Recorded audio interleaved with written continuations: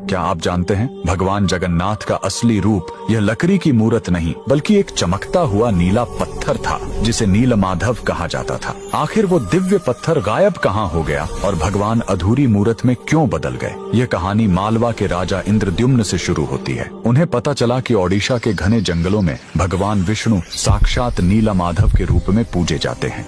राजा ने अपने मंत्री विद्यापति को खोज पर भेजा। विद्यापति जंगलों में भटकते हुए आदिवासी सरदार विश्ववसु तक पहुंच गए, जो गुफा में गुप्त रूप से नीलमाधव की पूजा करते थे। विद्यापति ने सरदार की बेटी से शादी की और जिद करके गुफा देखने की बात मनवा ली। सरदार ने शर्त रखी कि वे उनकी आंखों पर पट्टी बांधकर ले जाएंगे, लेकिन विद्यापति ने चालाकी की। उन्होंने रास्ते में चुपके से सरसों के बीज गिरा दिए। कुछ दिनों बाद जब बारिश हुई तो सरसों के पौधे उग आए और विद्यापति को गुफा का रास्ता मिल गया। उसने तुरंत राजा को खबर दी। राजा इंद्रद्युम्न अपनी विशाल सेना लेकर घमंड के साथ भगवान को लेने पहुंचे, लेकिन उनके वहां पहुंचते ही नीलमाधव की मूर्ति हमेशा के लिए गायब हो गई। भगवान अपने भक्त विश्ववसु के साथ हुए धोखे और राजा के घमंड से नाराज थे। राजा ने रोकर माफी मांगी और अन्न जल त्याग दिया। तब आकाशवाणी हुई, मैं अब उस पत्थर के रूप में नहीं मिलूंगा, अब मैं समुद्र तट पर एक लकड़ी के लट्ठे के रूप में आऊंगा। कुछ समय बाद पुरी के समुद्र तट पर एक विशाल अद्भुत लकड़ी का लट्ठा तैरता हुआ आया।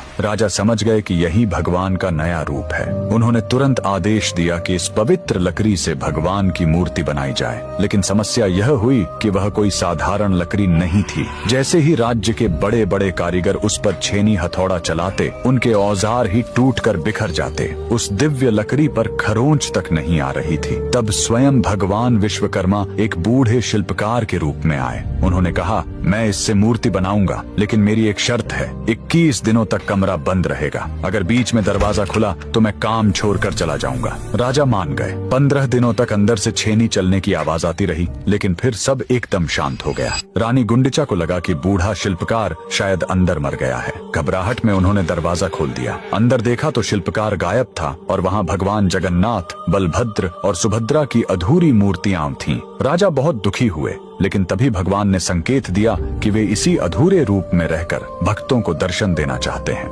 यही कारण है कि आज भी हम भगवान के उस अधूरे लेकिन सबसे प्यारे रूप की पूजा करते हैं। कमेंट्स में जय जगन्नाथ जरूर